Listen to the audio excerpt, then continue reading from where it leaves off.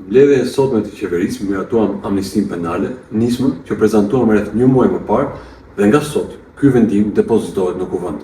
Nga të dhënat më të fundit të raportuara me drejtorinë e përgjithshme të bugjeve, shërbimin e provës, si dhe provurinë e përgjithshme, rezulton se plot 447 persona përfitojnë lirim të menjëhershëm dhe 853 të tjerë ulje dënimi. Ndërkohë, nga shërbimi i provës, amnistohen 5077 të dënuar me masa alternative. Për më tepër, duke filluar nga viti 2024, pushohet ndjekja penale për plot 14000 procedime për vepra të lehta.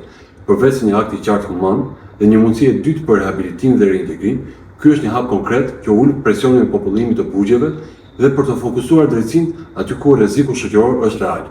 Nuk bëhet fjalë për tolerancën e krimit, por për një qasje të matur që synon reintegrimin dhe përdorimin më efikas të drejtësisë penale, teksa ne po punojmë fort për të ulur përdorimin e panevojshëm të paraburgimit në përputhje me shqetësimet e drejta të ngritura nga Këshilli i Evropës, si dhe në raport me standardet evropiane.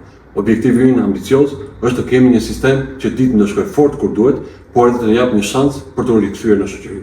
Drejtësia nuk është vetëm dëshkim, por edhe një mundësi e dytë e drejtuar nga humanizmi dhe rehabilitimi.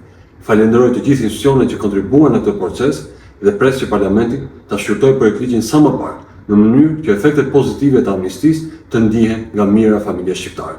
Faleminderit.